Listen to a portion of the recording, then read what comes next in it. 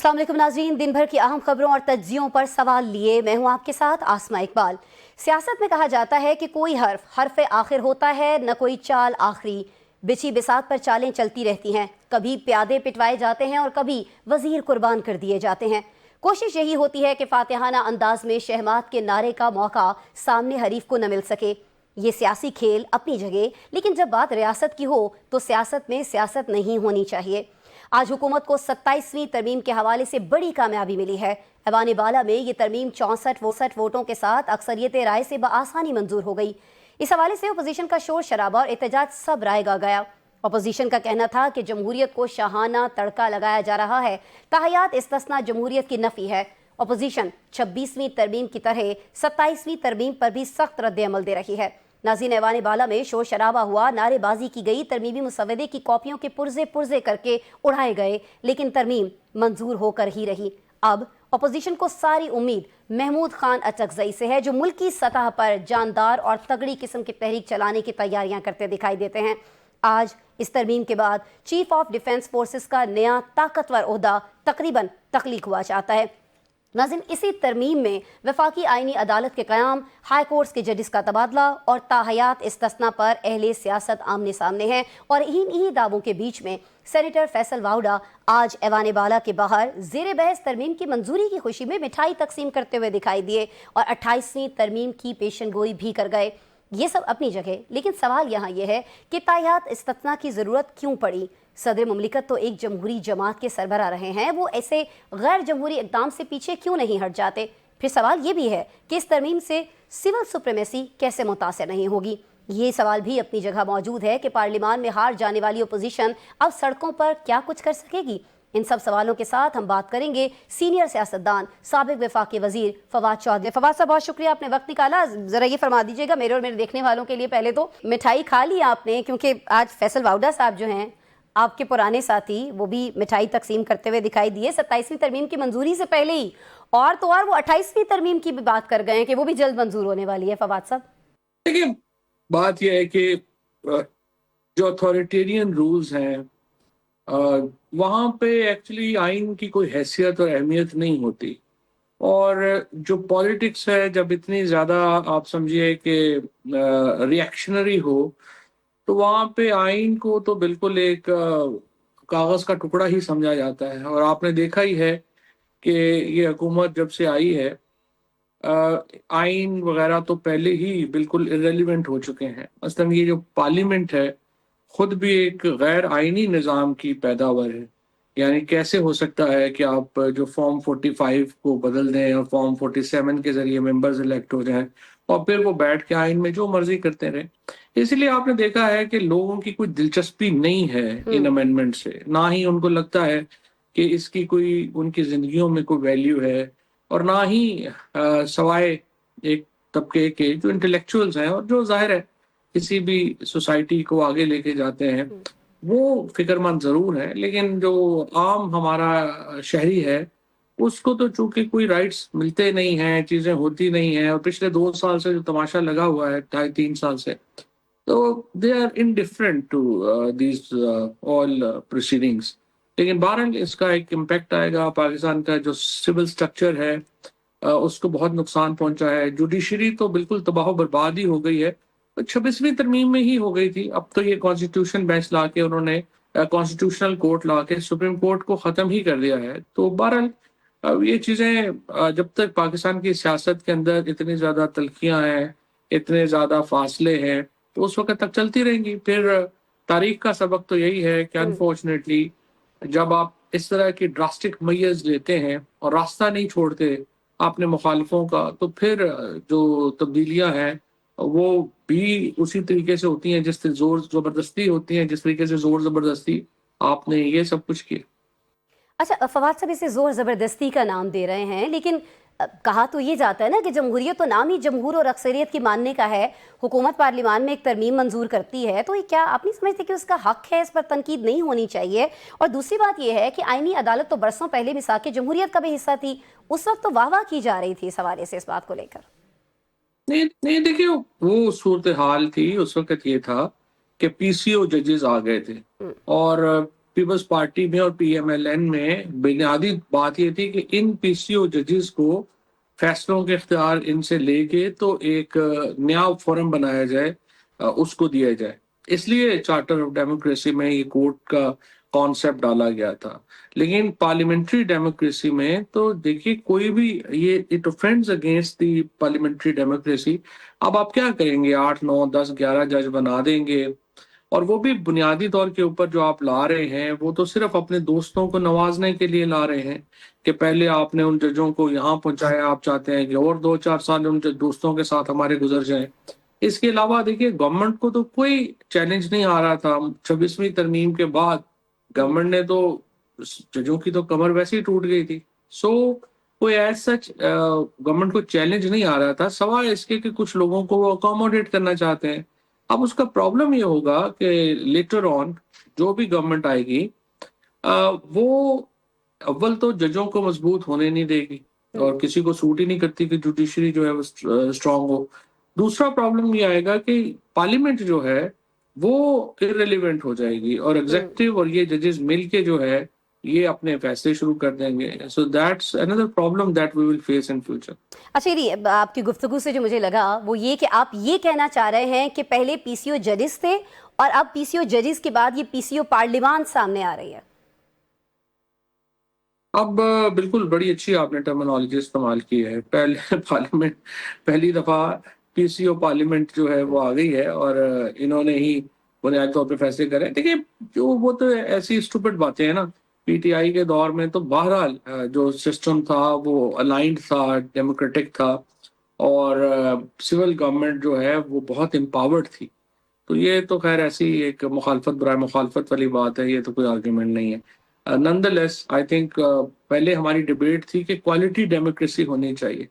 اب تو ہماری ڈبیٹ ہی ختم ہو گئی ہے. اب تو ڈبیٹ ہے کہ ڈیموکریسی تو ہونی چاہیے. اب تو یہاں پہ بڑے بڑے انٹلیکچوئل ماشاء اللہ بیٹھے ہیں جو جب چیئرمین پی سی بی نہیں لگ سکے تو وہ چاہتے ہیں کہ ملک ہی چائنا کے نظام پہ چلا جائے یا نارتھ کوریا بن جائے. تو وہ تو اب ہماری جو انٹلیکچوئل ڈس آنیسٹی ہے وہ تو اس لیول پہ چلی گئی ہے. تو اس سے فواد صاحب پھر اب یہ سمجھیں کہ اپوزیشن جو بڑی شدت سے یہ کہہ رہی ہے کہ اس ترمیم سے سول سپریمیسی جو ہے وہ کمپرومائزڈ ہو رہی ہے، تو آپ یہ سمجھتے ہیں کہ ان کا یہ خدشہ بالکل درست ہے؟ جی ظاہر ہے سول سپریمیسی تو کمپرومائز ہوگی. پہلے ہی کمپرومائز ہے، مطلب پہلے ہی آپ کو سارے جو گورنمنٹ کے لوگ ہیں، ایون پرائم منسٹر صاحب کو کوئی دھوکہ تو نہیں ہے نا کہ وہ. لیکن پرابلم تو یہی ہے کہ جب آپ ایک کمپرومائز الیکشن کے ذریعے گورنمنٹ بنائیں گے تو پھر آپ اتھارٹی تو نہیں کلیم کر سکتے. عمران خان ہوں یا بے نظیر بھٹو ہوں یا ماضی میں نواز شریف صاحب ہوں، صحیح. ان کا جھگڑا یہی رہا نا کہ وہ بہرحال ایک عوامی مینڈیٹ کے ساتھ آتے ہیں، اور وہ ایک خاص حد سے آگے اپنے جو اتھارٹی ہے اس کو سیکریفائز نہیں کرتے. لیکن جب آپ نے شہباز شریف صاحب کو بنا دیں یا باقی جو ہمارے سامنے تھے لوگ، ظفر اللہ جمالی صاحب تھے یا شوکت عزیز تھے، وہ پھر سپریمیسی تو نہیں کلیم کر سکتے. اچھا فواد صاحب یہ بڑی عجیب سی بات نہیں ہے کہ ترمیم پیش کرنے والی جو حکومتی جماعت ہے اس کا جو وزیر اعظم ہے وہ استثناء نہیں لے رہا ہے؟ ان کا کہنا یہ ہے کہ میں عوامی آدمی ہوں، مجھے استثناء نہیں لینا چاہیے، لیکن وہ اپنے سپورٹر کو استثناء ضرور دلا رہے ہیں. تو آپ کو نہیں لگتا کہ زرداری صاحب کو بھی انکار کر دینا چاہیے؟ دیکھیے پیپلز پارٹی تو پہلے بھی این آر او لے کے ہی آئی تھی. آپ کو یاد ہوگا کہ زرداری صاحب کی جو کیسز ہیں ان میں این آر او ملا تھا، اور یہ ساری پیپلز پارٹی کا ڈیزائن ہی اس طرح سے ہے. ووٹ ان کا کوئی گورننس کے اوپر، ان چیزوں کے اوپر پڑتا نہیں ہے. وہاں پہ ٹیپیکل سندھ تک انہوں نے اپنے آپ کو ریڈیوس کر لیا ہے. وہاں پہ جو حالات ہیں اس وقت ان میں کوئی بہت بڑی تبدیلی جو ہے وہ تو آپ کے سامنے ہے کہ وہ ہے نہیں. سو I think they are in کو کوئی ایشو نہیں ہے کیونکہ کوئی مورل ووٹ ہے نہیں، اور باقی کی ان کو ضرورت نہیں ہے. تو اگر آپ صدر مملکت جو ہیں، اگر آپ پولیٹیکل موریلٹی کی بات کرتی ہیں تو جو آدمی 27 سیٹوں کے اوپر صدر بن جائے اور جو وزیر اعظم 18 سیٹوں پہ وزیر اعظم بن جائے اور ان کو کوئی پرابلم نہ ہو، تو پھر یہ موریلٹی والی بات تو خیر انڈر ڈسکشن ہی نہیں ہوتی. بہرحال ان دا لانگ رن دیکھیے پرنسپل یہ ہے کہ وہ تمام عہدے جن کو پے جو ہے وہ ٹیکس پیئر کے پیسے سے ہوتا ہے وہ مستثنا نہیں ہوتے. اور اسی لیے الٹیمیٹلی جو ہے آپ دیکھیں گے یہ سارے ٹیمپریری میئرز ہیں، یہ واپس ہو جائیں گے جو ہی پاکستان کے اندر ٹھیک ہے، جمہوریت بحال ہوئی۔ لیکن آپ نے اپنی گفتگو کے دوران ابھی پولیٹیکل موریلٹی کی بات کی، تو آج سینٹ میں اپوزیشن کے 2 سینیٹرز ایسے ہیں جنہوں نے ترمیم کے حق میں ووٹ ڈال کر اس کی منظوری کو سیکیور کیا۔ البتہ یہ ضرور ہے کہ ان میں سے سیف اللہ ابڑو صاحب جو ہیں انہوں نے ووٹ دینے کے بعد استعفیٰ دے دیا۔ اب آپ اس پر کچھ کامنٹ کرنا چاہیں گے آپ؟ دیکھیے ایشو یہ ہے کہ جو آپ کا جو ابڑو صاحب ہیں اور یہ پہلے ہی ابڑو صاحب کا تو کچھ عرصہ پہلے سے ہی آپ کو معلوم ہی ہے کہ انہوں نے کمیٹی سے ریزائن بھی نہیں کیا تھا، اور وہ جو ہے وہ سمجھتے ہیں کہ وہ پی ٹی آئی کا حصہ نہیں، اور جو پی جے یو آئی ہے وہ بھی پہلے ہی کہہ چکے ہیں جس قسم کے حالات ہیں ان کے اس کے مطابق ہی جائیں گے۔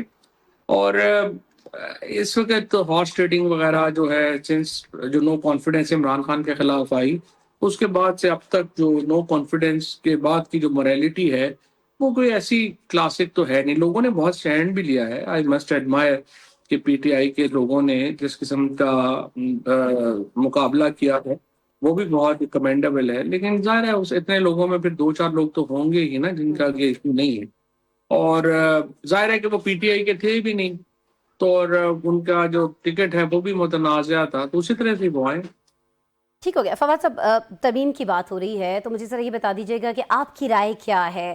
اس ترمیم سے سیاسی استحکام میں مدد ملے گی؟ آنے والے دنوں میں ہم دیکھ رہے ہوں گے ملک میں سیاسی استحکام آ رہا ہوگا اس ترمیم کے ہونے کے بعد سر؟ دیکھیے یہ پاکستان کا ایک پرابلم جینون ہے، آپ ہاں، دیکھیے نا پاکستان میں جو کامیابیاں انٹرنیشنلی حاصل ہوئیں امریکہ کے ساتھ، آپ کو جو جس قسم کی اس وقت کی آپ کا انگیجمنٹ ہے، پھر سعودی عربیہ کے ساتھ جو انگیجمنٹ ہے، ایون ٹرکی کے ساتھ، چائنا کے ساتھ، وہ پاکستان کے اندر ٹرانسلیٹ نہیں ہو پا رہی، اور اس کی جو بڑی وجہ ہے وہ یہی ہے کہ پاکستان کے اندر جو پالیٹکس ہے وہ بہت زیادہ اس کا ٹمپریچر ہائی ہے، اور حکومت نے کوئی کوشش نہیں کی اس ٹمپریچر کو نیچے لانے کی، جس کی وجہ سے جو کامیابیاں ملی بھی ہیں وہ ان کا اثر پاکستان میں نہیں ہوا، وہ میلٹ ڈاؤن ہو گیا۔ سو اب دیکھنا یہی ہے کہ اس ترمیم کے بعد کیا حکومت اسٹیبلشمنٹ کیا یہ ٹمپریچر نیچے لائے گی یا نہیں لائیں گے، اور سچی بات یہ ہے کہ اگر یہ سہیل آفریدی لانگ مارچ لے کے آتے ہیں، حکومت گورنر رول لگاتی ہے، ہائی ہینڈیڈنیس کا مظاہرہ ہوتا ہے، تو خیبر پختونخوا جو پہلے ہی بہت زیادہ ٹرموائل میں ہے، افغان بارڈر ٹرموائل پہ ہے، پھر ابھی مجھے لگ رہا ہے کہ بہار کے الیکشن میں بالکل نریندر بالکل۔ مودی کو جیتے کر نظر نہیں آ رہے، تو پھر ہمیں یہاں پر بھی چیلنج جو ہے وہ آ سکتا ہے۔ So I don't know frankly, suit تو نہیں کرتا ہمیں کہ ہم اتنا زیادہ پاکستان کے اندر میں پولیٹیکل ٹمپریچر ہائی رکھیں، بٹ دین جو لوگ حکومت میں ہوتے ہیں ان کو شاید یہ ہے کہ کوئی مسئلہ نہیں ہے، جب امریکہ ہمارے ساتھ ہے، سعودیہ ہمارے ساتھ ہے، تو باقیوں کی تو کوئی حیثیت نہیں ہے۔ تو لیکن میرے خیال کے اندر اگر یہ ٹمپریچر بڑھتا رہا تو یہ پاکستان کی پولیٹیکل ٹرموائل میں بہت اضافہ ہوگا۔ اچھا، اب یہ سیاسی ٹیمپریچر کی آپ بات کر رہے ہیں تو پچھلے دنوں آپ بھی تو اس مشن پر نکلے ہوئے تھے نا کہ یہ سیاسی ٹیمپریچر جو ہے کچھ کم ہو جائے فواد صاحب؟ دیکھیے بات یہ ہے کہ اگر آپ نے ٹمپریچر نیچے لانا ہے تو پھر تو ظاہر ہے کہ اس میں 3 جو بڑے پلیئرز ہیں، حکومت ہے، اسٹیبلشمنٹ ہے اور عمران خان ہے، ان تینوں کو کچھ نہ کچھ جو اپنا کمپرومائز ہے، یا ایک قدم حکومت اگر آگے بڑھتی ہے تو پھر پی ٹی آئی کو ایک قدم پیچھے ہٹنا ہوگا، اور پولیٹیکل جو بھی ڈسکشن ہوتی ہے، پولیٹیکل جو بھی بنتا ہے وہ ایسے ہی چیزیں ہوتی ہیں، you make things possible for every one, this is how politics function. اور دیکھتے ہیں، ہماری کوشش تو یہی ہے کہ حکومت میں اور پی ٹی آئی میں جو ایک بہت زیادہ پولیٹیکل وٹیلٹی ہے، ایک بہت زیادہ پولیٹیکل ٹمپریچرز ہائی ہیں، ان کو ہم نیچے لا سکیں، اور دیکھتے ہیں اب ہم اس میں کامیاب ہوتے ہیں یا نہیں ہوتے، بٹ آئی مسٹ سے گورنمنٹ کی طرف سے اس خواہش کا اظہار ضرور موجود ہے۔ ہماری جو ملاقاتیں ہوئی ہیں بڑے سینئر گورنمنٹ آفیشلز کے ساتھ، منسٹرز کے ساتھ، وہاں سے ہمیں اس خواہش کا اظہار ہوا ہے۔ اس طرح سے جو پی ٹی آئی کے سینئر لوگ ہیں اور ان سے بھی جو ہم ملے ہیں، ان کو بھی یہ احساس ہوا ہے، یہ احساس ضرور ہے کہ ہمیں جو ہے وہ پولیٹیکل ٹمپریچر میں نرمی لانے کی ضرورت ہے، اور اس طرف بڑھنے کی ضرورت ہے۔ اب آگے دیکھتے ہیں، آئی تھنک اگلے ہمارے یہ کانسٹیٹیوشن امینڈمنٹ وغیرہ ہو جاتی ہے، اس کے بعد دوبارہ ملاقاتیں شروع ہوں گی. لیٹس سی کہ اس پہ کیسے آگے بڑھتے ہیں. اچھا فواد صاحب، آپ یہ بتا سکتے ہیں کہ یہ پیشکش لانے کے لیے آپ سے کس نے کہا، کس نے آپ سے رابطہ کیا کہ آپ ان صاحبان سے ملیے اور معاملات کو کچھ حل کرانے کی کوشش کیجیے، کیونکہ آپ پر بہت سارے الزامات بھی لگ رہے ہیں کہ یہ جو اشارے ہیں یہ آپ کہیں اور سے لے کر آئے ہیں؟ دیکھیں، مذاکرات کی پیشکش لانے کے لیے تو ہمیں پی ٹی آئی نے نہیں کہا. اچھا. البتہ ظاہر تعلق ہمارا پی ٹی آئی سے ہے اور پالیٹکس بھی ہماری پی ٹی آئی کے ساتھ ہے، لیکن جہاں تک مذاکرات کا تعلق ہے پی ٹی آئی نے ہمیں کہا نہیں، لیکن ایز اے کنسرنڈ سٹیزن ہم نے ضرور حکومت کو اپروچ کیا ہے اور حکومت کو کہا ہے کہ ٹمپریچر نیچے لانا چاہیے. اس طرح سے جو پی ٹی آئی کی لیڈرشپ ہے اس کو ہم نے اپروچ کیا ہے اور کہا ہے کہ ہمیں اس میں جو ہے وہ کوشش کرنی چاہیے. اور اسٹیبلشمنٹ، گورنمنٹ اور پی ٹی آئی، یہ تینوں پاکستان کی سب سے پورٹنٹ پولیٹیکل اس وقت پلیئرز ہیں، اور ایک رول آف دا گیم ان کے درمیان طے ہونا بہت ضروری ہے، otherwise Pakistan will remain in turmoil. تو یہ ہماری ایک اپنی کوشش ہے. عمران اسماعیل، محمود مولوی صاحب، میں اور بھی لوگ اس میں ہمارے ساتھ ڈسکشنز میں شامل ہیں، وہ ایکٹیو نہیں ہیں، لیکن بہرحال ان کی بھی جو ایک ہے نیک تمنائیں آپ کہہ لیں کہ وہ ساتھ ہیں، اور لوگ شامل ہو بھی جائیں گے اس کے اندر. بہرحال ابھی ہماری کوشش یہی ہے کہ اس کو ایک حکومت، پی ٹی آئی، اسٹیبلشمنٹ میں سے ایک تینوں فریق جو ہیں ان کے درمیان ٹمپریچر اتنا کم ہو کہ باقی تینوں یہ آپس میں بیٹھ سکیں اور بات کر سکیں. ٹھیک ہے، تو یہ ٹیمپریچر کرنے کے لیے جب آپ نے ملاقات کی شاہ محمود قریشی صاحب سے تو ان کا جو جواب تھا وہ پازیٹیو تھا فواد صاحب؟ شاہ محمود قریشی صاحب، اعجاز چودھری، محمود الرشید صاحب، ان سب سے ہماری بڑی ڈیٹیل ڈسکشنز جو ہیں وہ ہوئی ہیں، اور وہ سارے اسی خیال کے حامی ہیں کہ انگیجمنٹ ہونی چاہیے. وہ سارے اسی خیال کے حامی ہیں کہ ٹمپریچر نیچے آنا چاہیے اور پاکستان میں ایک پولیٹیکل سپیس کریٹ ہونی چاہیے پی ٹی آئی. ٹھیک ہو گیا. اچھا، یہ کچھ دوبارہ سے ہم 27ویں ترمیم کی بات کر لیتے ہیں. اس میں ایک شک جو ہے سر وہ ججز کے ٹرانسفر کی بھی ہے. اپوزیشن کا کہنا یہ ہے، اس کا ماننا یہ ہے کہ اس سے عدلیہ کو قابو کرنے کی کوشش کی جائے گی. یہ شک صرف اور صرف اس لیے لائی جا رہی ہے. دیکھیے، پرسنلی تو میں اس کے خلاف نہیں، اور ٹرانسفر جو ہیں وہ انڈیا میں تو خیر بہت کامن چیز ہے، اور چیف جسٹس ٹرانسفر کرتے ہیں. یہاں پہ البتہ چونکہ ہمارا ایک گورنمنٹ کا جو ایک ہمیشہ ایک راہ ہے دباؤ ڈالنے کا اور جوڈیشری کو، اس کی وجہ سے ایک ٹرموائل رہتا ہے، اور اس میں ضروری ہے کہ سیف گارڈز ہوں. میری اس دن لا منسٹر صاحب سے جو بات ہو رہی تھی، اعظم نذیر تارڑ صاحب سے، وہ بھی سمجھتے ہیں کہ یہ گورنمنٹ کا یا چیف جسٹس کا اختیار نہیں ہونا چاہیے، بلکہ جوڈیشل کمیشن آف پاکستان کا اختیار ہونا چاہیے. لیکن اس وقت جوڈیشل کمیشن آف پاکستان چونکہ بڑا ہیویلی ٹلٹڈ ہے ٹورڈز ایگزیکٹو، تو اس لیے یہ خیال کہ وہ جو ٹرانسفرز، اسپیشلی یہ جو 5 ججز ہیں اسلام آباد کے، اس تناظر میں لائی جا رہی ہے یہ کانسٹیٹیوشنل امینڈمنٹ، تو اس کی وجہ سے اس کے اوپر کافی کنٹروورسی ہے. اور انفارچونیٹلی اس طرح کی جو پرسن اسپیسیفک امینڈمنٹس ہیں، ظاہر ہے وہ ہمیشہ ان میں پرابلم جو ہے وہ رہے گی. بٹ آئی تھنک اگر ایز اے پرنسپل آپ دیکھیں تو کوئی پرابلم ہونی نہیں چاہیے. آئی وش کہ اگر یہ 5 ججز جو ہیں ان کا ایشو نہ ہوتا تو پھر یہ ٹرانسفر والا ایشو کو اتنا بڑا ایشو نہیں.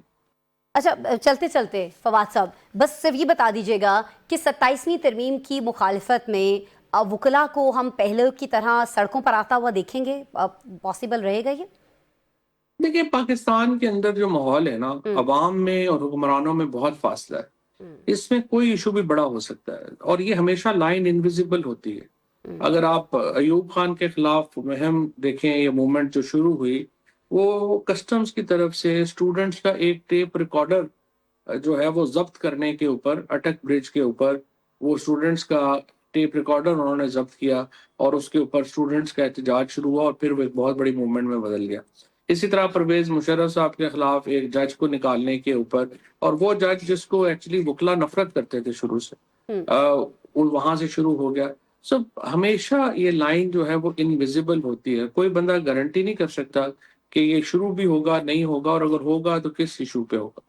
ٹھیک ہے، گارنٹی نہیں کر سکتا ہے کہ یہ ایشو جو ہے یہ کل کو جا کر بڑا نہیں ہوگا، اور بہت سارے لوگ جو ہیں وہ ہمیں سڑکوں پر آتے ہوئے دکھائی نہیں دیں گے. بہت شکریہ فواد چودھری صاحب، آپ ہمارے ساتھ موجود تھے. ناظرین، پروگرام میں ہم بریک لیتے ہیں، اور آج ہم خاص طور پر بات کر رہے ہیں 27ویں ترمیم کی. اس ترمیم پر پاکستان پیپلز پارٹی کیا رائے رکھتی ہے، کیا سوچ رکھتی ہے، اس کو ڈسکس کریں گے بریک کے بعد.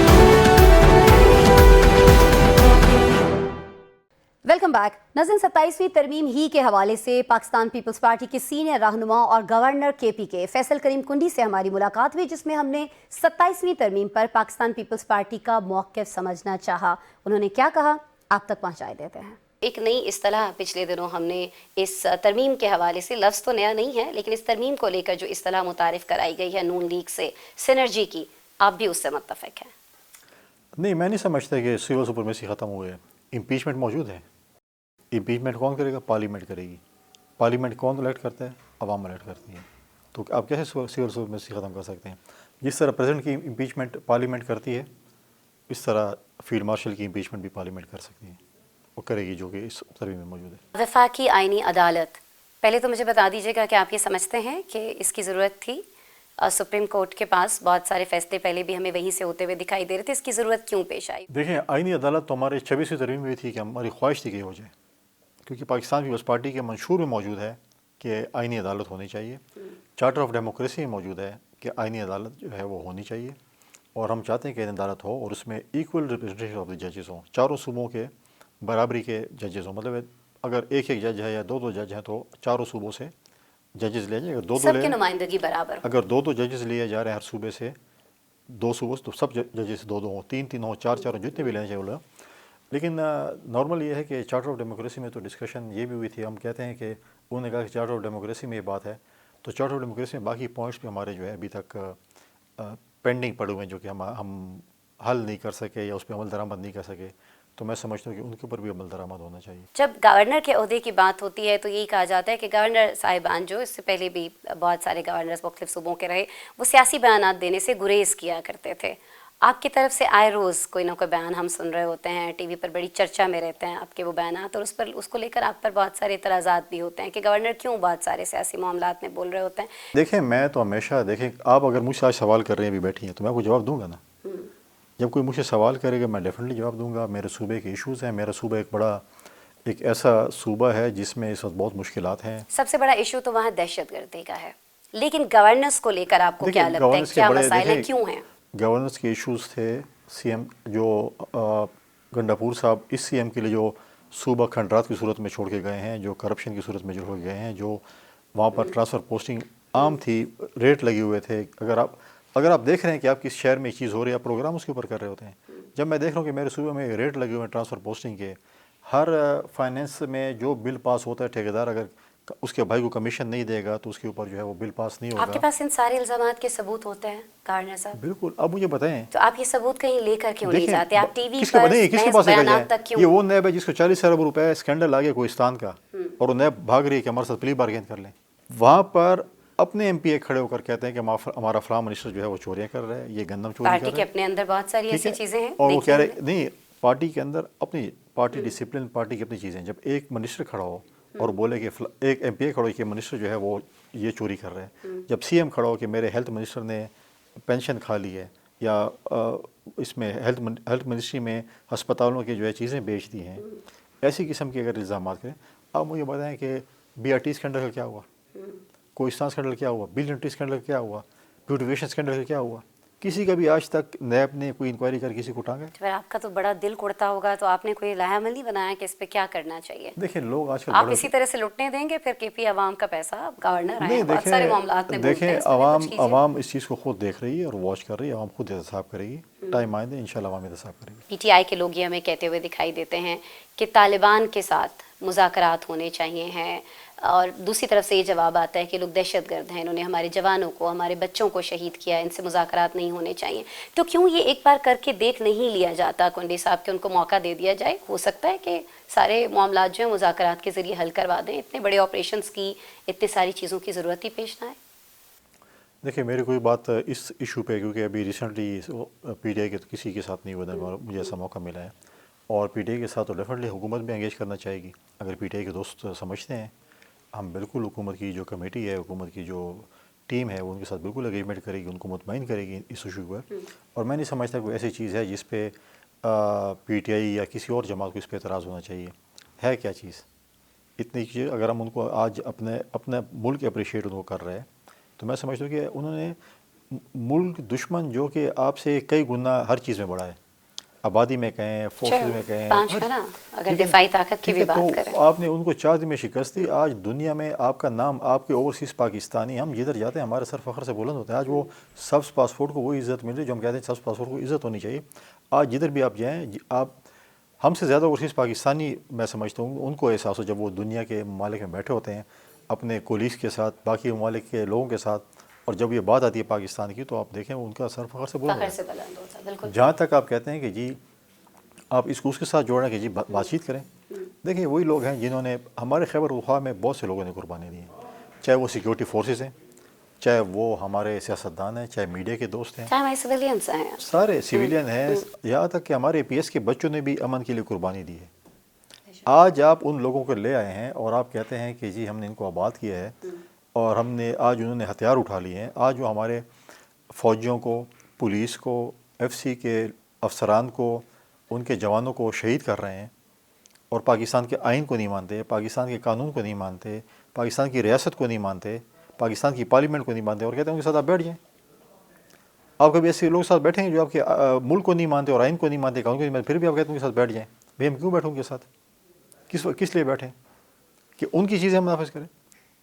اور وہ جو لوگ ہیں جو کہ اکراس دی بارڈر ہیں، ان کا اگر افغانستان سے تعلق ہے، جس ملک سے بھی ہے، ان کو اپنے ملک میں جانا چاہیے. ہم کیوں بیٹھیں ان کے ساتھ؟ ہم کیوں اپنے آپ کو اتنا کمزور سمجھیں کہ ہم ان کے ساتھ بیٹھیں؟ یہ چیز ایسی نہیں ہوتی جو کہ ان کے ساتھ بیٹھیں. کس لیے ہم بیٹھیں؟ کس بات میں ہم بیٹھیں؟ اختیار ولی صاحب نے ابھی پچھلے دنوں بہت ساری ٹی وی اسکرینس پر یہ بیٹھ کر بولا، یہ دعویٰ کیا، انہوں نے کہا کہ فوٹیجز موجود ہیں، سانحہ 9 مئی میں انوالومنٹ ہے جب ہم سہیل آفریدی صاحب کی بات کرتے ہیں. تو آپ کو لگتا نہیں ہے کہ اگر جب تک ان پر یہ الزام ہے تب تک اسپیکر اسمبلی کو یہ اختیار دے دینا چاہیے، سی ایم کے جو اختیارات ہیں ان کو خود کو الگ کر لینا چاہیے ابھی اس عہدے سے، کہ ٹھیک ہے جب تک میرے سے الزامات نہیں ہٹ جاتے ہیں میں یہ سی ایم کی ذمہ داریاں نہیں لے رہا؟ پاکستان میں یہ رواج نہیں رہا. پاکستان کے رواجات کچھ اور ہیں، اور میں سمجھتا ہوں کہ میں نے دیکھے ہیں ٹی وی پروگرام پہ، اور اختیار ولی صاحب نے بھی الزامات لگائے ہیں، بہت سے وقی وزراء نے لگائے ہیں. میں سمجھتا ہوں کہ اگر اتنے ہمارے پاس ثبوت موجود ہیں تو ان کو کورٹ آف لاء میں جانا چاہیے، ایف آئی آر کاٹ دینی چاہیے، ان کو جو بھی پوزیشن ہے لیگل اس میں ان کے خلاف ایف آئی آر کاٹ کے ان کو گرفتار کر کے ان کو عدالت میں لے جانا چاہیے. دیکھیں اگر یہاں پر انصاف اتنی دیر سے ملے گا، اگر شیخ ذوالفقار بھٹو کا فیصلہ 40 سال بعد آئے گا کہ عدالتی قتل ہوا ہے، اور فیصلہ آپ نے 40 سال بعد کر دیں، تو پھر ٹھیک ہے آپ جلدی فیصلے کریں، ٹرائل ہو، عدالتیں ہیں، جلدی آپ کریں. اگر اس نے غلط کام کیا، بالکل میں کہتا ہوں پاکستان میں اگر میری پارٹی نے، کسی اور پارٹی نے، کسی نے بھی غلط کام کیا، ان کو سزا فوراً ہونی چاہیے. اگر آپ فیصلے کریں گے 20 سالوں بعد اور 30 سالوں بعد تو پھر تو نہیں ہو سکتا. فواد چودھری کا بھی پچھلے دنوں اگر ٹویٹ آپ کی نظر سے گزرا ہو، انہوں نے سی ایم کے پی کو سمجھانے کی کوشش کی ہے کہ اپنا لہجہ، اپنا رویہ تھوڑا نرم کر لیجئے، کیونکہ جو لہجہ اور جو رویہ آپ لے کر چل رہے ہیں اس سے عمران خان کی رہائی میں مزید جو ہرڈلز ہیں وہ کھڑے ہو سکتے ہیں، مزید پرابلمز آ سکتے ہیں، ان کی قید جو ہے وہ لمبی ہو سکتی ہے. وہ تو ہے پرائی شادی میں عبداللہ دیوانے والی بات ہو گئی. مشورے دے رہے ہیں، جب وہ خود وزیر تھے کیا کرتے تھے. میں تو خود دیکھا، آپ کی میڈیا پہ دیکھا 2-3 میڈیا والوں کو تھپڑ مار دیے. تو یہ منسٹر کام ہوتا ہے کہ لوگوں کو تھپڑ مارے. اب میرے آپ سے کافی اختلاف ہوتے ہیں، میں کسی اور سے کافی اختلاف ہوں گے، تو یہ تو نہیں ہو کہ میں کسی محفل میں جا کے لوگوں کو تھپڑ مارنا شروع کر دوں گا کیونکہ مجھے یہ تھا کہ میں منسٹر ہو گیا ہوں اور میرے پاس پاورز آ گئی ہیں، میں اس کو سنبھال نہیں سکتا ہوں. تو وہ ان کا اپنا وہ ہے. فواد چودھری صاحب جانے اور سہیل آفریدی صاحب جانے. آئی ڈونٹ نو کہ وہ اس وقت پی ٹی آئی میں ہے بھی یا نہیں، اس کو تسلیم کرتے بھی ہیں کہ نہیں. اور اگر انہوں نے مشورہ دیا تو سہیل چودھری، میں کہہ رہا سہیل ہی آفریدی ان کو واپس جواب دے سکتے ہیں کہ کیا کرنا چاہتے ہیں. وہ تو ملاقاتیں بھی کر رہے ہیں نا، قریشی صاحب سے بھی انہوں نے، شاہ محمود قریشی صاحب سے بھی ملاقات کی ہے، کافی ہمیں وہ ایکٹیو دکھائی دیتے ہیں عمران خان کی رہائی کے لیے. آپ کو لگتا ہے کہ ان کی ایفرٹس کچھ کام آ سکتی ہیں؟ مجھے نہیں لگتا کہ کوئی کام آ سکتی ہیں. ان کو پہلے اون تو کرنا پی ٹی آئی والے، کہ عمران خان صاحب اون کر لیں، ٹویٹ کر دیں کہ میں اون کرتا ہوں، اس کے بعد پھر بات چیت ہو سکتی ہے.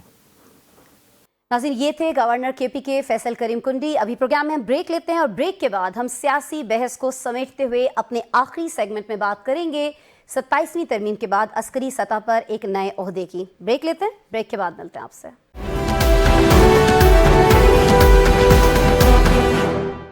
वेलकम बैक जी। अब हम प्रोग्राम में बात करेंगे 27वीं तरमीम के बाद अस्करी सतह पर एक नए ओहदे की। चीफ ऑफ डिफेंस फोर्सेस इस नई जिम्मेदारी पर वतन अजीज से ज्यादा पड़ोस में नाज़रीन रद्द अमल देखने में आ रहा है, जिसका साफ साफ मतलब ये है कि निशाना जो है वो ख़ता नहीं गया है। इसी हवाले से हम बात करेंगे जी मारूफ सहाफ़ी, मारूफ तज्ज़ियाकार हसन अल अरबी से, जो पाकिस्तान के साथ साथ भारत में भी बहुत ज़्यादा जाने और माने जाते हैं। हसन साहब, सबसे पहले तो बहुत शुक्रिया मेरे शो में ज्वाइन करने के लिए। सर, ये बता दीजिएगा कि नए सिक्योरिटी चैलेंजेस को मद्देनजर रखते हुए अगर हम बात करें तो आप क्या समझते हैं कि जो आईनी तरमीम है, 27वीं तरमीम है, ये कितनी ज़रूरी थी सर? जी बहुत शुक्रिया इनविटेशन के लिए। और जी जैसे आपने अभी बताया कि आपको जो ये इम्पैक्ट है 27th constitutional amendment, specially the changes that are being proposed in article 243, उसका ज़्यादा आपको जो उसका इम्पैक्ट है वो आपको इंडिया में नज़र आ रहा है कि जिस तरीके से वो इसको क्रिटिसाइज़ कर रहे हैं, जिस तरीके से इसके ऊपर बात कर रहे हैं। हमें जानना बहुत ज़रूरी है कि आखिर ये जो चेंजेस हैं ये क्यों की गई। अब आप देखें, अब से चंद साल कबल, चंद दिहाइयां कबल जो जंगें होती थी उनमें अटैक और रिस्पांस के दरमियान में वक्त आपको बहुत ज्यादा मिल जाता था। जब घोड़ों के ऊपर जंगें होती तब तो कई दिनों का टाइम होता था, आपको पता चल जाता था कि एनिमी जो है वो एग्रेसर जो है वो आपके साथ जंग लड़ने के लिए आ रहा है। फिर उसके बाद अभी जो रीसेंट वॉर्स हुई हैं, वर्ल्ड वॉर 1, वर्ल्ड वॉर 2, इन जंगों के दौरान भी आपके पास काफी टाइम होता था रिस्पांस जनरेट करने के लिए। लेकिन स्पेशली पिछले 10 से 15 सालों से वो जो रिस्पांस और अटैक और रिस्पांस के दरमियान में टाइम है, उसका जो डिसीजन है वो आपका बहुत श्रिंक हो चुका है। अब आपके जो वेपन सिस्टम्स हैं वो विद इन मिनट्स, और कुछ केसेस में कुछ जो राइवल कंट्रीज हैं उनके अगर आप मिलिट्री डॉक्ट्रिन को पढ़ें तो वो 1 मिनट से भी कम टाइम में विद इन सेकंड्स बिल्कुल वो इतनी कैपेसिटी कैपेबिलिटी रखते हैं कि वो दुश्मन को ओवरवेलम कर दें या डिस्ट्रॉय या एनाहिलेट कर दें। अमेरिका जो अपनी वॉर डॉक्ट्रिन्स को स्टडी कर रहा है वो भी इसी तरीके से कर रहे हैं। उन्होंने भी जो हाइपोथेटिकल सिनेरियोस बिल्ड किए हैं वो 3 मिनट के अंदर रिस्पांस की बात कर रहे हैं अपने दुश्मन को देने की। और इस सारे चेंजिंग जियोपॉलिटिकल एनवायरनमेंट में वॉर गेमिंग की चेंज जो हो रही है, जो टेक्नोलॉजिकल एडवांसमेंट हो रही है, जो नेटवर्क सेंट्रिक वॉरफेयर की जहां पे बातें हो रही है, जहां पे there is army, there is land, C and air, उसके बाद there is space, there is near space, there is AI, there is information ops. सो इन सारी चीजों को इंटीग्रेट करना हाई प्रायोरिटी है पिछले 10 सालों से दुनिया की हर पावरफुल कंट्री की। 2015 में चाइना ने इसको इंटीग्रेट किया रिफॉर्म्स की स्ट्रक्चर सिस्टम में, फिर रशिया ने किया, फिर अमेरिका ने किया, फिर उसके बाद जो ब्रिटिश एम्पायर जो इंग्लैंड है उसने किया 2021 में। 2019 से इंडिया कोशिश कर रहा है करने की, लेकिन इंडिया कर नहीं सक रहा, और पाकिस्तान ने 2025 में इसको करके दिखा दिया। इस वजह से इंडिया में आप देख रही हैं कि बहुत ज्यादा शोर मच रहा है। सर, ये फरमा दीजिएगा कि ये जो चीफ ऑफ डिफेंस फोर्सेस का नया ओहदा है, इससे जो हमारी अफवाज की प्रोफेशनल कोऑर्डिनेशन है, ये कैसे सर मजीद बेहतर हो रही होगी? जी देखें, इसमें आपको अपनी जो कमांड एंड कंट्रोल का स्ट्रक्चर है उसमें डिसीजन को स्विफ्ट करने के लिए, और एक देखें जब आप इंस्टीट्यूशन, अभी जो मार्का हक और बुनियानुल मरसूस के दरमियान में हमने बड़ा कोऑर्डिनेटेड और सिनर्जी के साथ इंडिया को रिस्पांस दिया, क्योंकि वो जो लीडरशिप थी उसने कोऑर्डिनेशन और स्पीड करके दिखाया इंडिया को। लेकिन अब जरूरत इस समर की थी कि ये जो हमारा रिस्पॉन्स था, जो हमारी लीडरशिप के विजन की वजह से हमने इंडिया को दिया, उसको इंस्टीट्यूशनलाइज करके स्ट्रक्चर का हिस्सा बना ले। तो ये जो पोस्ट नई क्रिएट हुई है जिसमें ये जो चीफ ऑफ डिफेंस स्टाफ है, ये एक तो जरूरी इस वजह से है कि इसके क्रिएट होने से ही एक डिटरेंट मैसेज चला गया इंडिया को, कि अपने अंदर एक डिटरेंट है कि आप अगर अब हम पे हमला करेंगे तो जो हमारा रिस्पॉन्स होगा दैट विल बी स्विफ्ट, और उसका जो हमारी कोऑर्डिनेशन होगी इस दफा वो इंस्टीट्यूशनलाइज्ड और स्ट्रक्चर्ड होगी, और आगे आने वाले सालों तक वो स्ट्रक्चर्ड ही रहेगी। सही हो गया। लेकिन सर, भारत का जब आप जिक्र कर रहे हैं तो आज हमने देखा कि भारत में दिल्ली मेट्रो स्टेशन जो है उसके करीब एक कार बम धमाका हुआ है, और भारतीय मीडिया ने एक मरतबा फिर से इसका इल्ज़ाम जो है फौरन से पाकिस्तान पर धर दिया। तो इस मौके पर दिल्ली धमाका क्या पाकिस्तान और भारत के दरमियान दोबारा से कशीदगी का सबब बन सकता है sir? Ji, it is highly likely कि इंडियंस ने जो अपना सिंदूर 2 प्लान किया हुआ है या एक और मिस एडवेंचर प्लान किया हुआ है वो इसी फॉल्स फ्लैग ऑपरेशन को जवाब बना के करेंगे। देखें, मार्का हक बुनियानुल मरसूस के बाद 1 महीने के बाद हमने मैं और मेरे को ऑथर थे मुर्तज़ा सोलंकी साहब, हमने एक किताब लिखी the war that changed everything, और उसमें हमने सारा कवर किया जो मार्का हक और बुनियानुल मरसूस था। اور اس کے اندر ہم نے ان کے باقاعدہ بیانات ڈالے as an evidence Indian political rhetoric. ہم نے ان کے ٹروپس کی جو موومنٹ تھی آن گراؤنڈ مارکہ حق بنیان المرصوص کے بعد وہ اس کے ایویڈنس اور فیکٹ ڈالے. ہم نے ان کے سیکیورٹی ڈسکورس کے ایکسٹریکٹس نکال کے ڈالے اور ہم نے اس میں پریڈکٹ کیا تھا کہ ان کی جو ساری سگنلنگ ہے وہ یہ ہے کہ یا نومبر یا اکتوبر یا دسمبر ان 3 مہینوں کے اندر یہ دوبارہ کوئی پاکستان کے خلاف فالس ٹھیک ہے جی. اور نومبر آن پہنچا ہے اور ہم نے دیکھا ہے کہ جو دوبارہ سے ان کا ایک یہ مضموم ارادے جو ہیں اس کی جانب ہمیں قدم دکھائی دیتا ہے جو آج دھماکہ ہوا ہے. بہت شکریہ حسن العربی صاحب, آپ ہمارے ساتھ موجود تھے. ناظرین آپ نے پروگرام دیکھا, آج کے پروگرام میں اتنا ہی. کل بہت سارے دیگر سوالات کے ساتھ دوبارہ آپ سے ملاقات ہو رہی ہوگی. سوالات ہم رکھیں گے اپنے مہمانوں کے سامنے, جوابات آپ تک پہنچائیں گے. کل تک اپنا بہت سارا خیال رکھیے گا. دوبارہ ملتے ہیں آپ سے.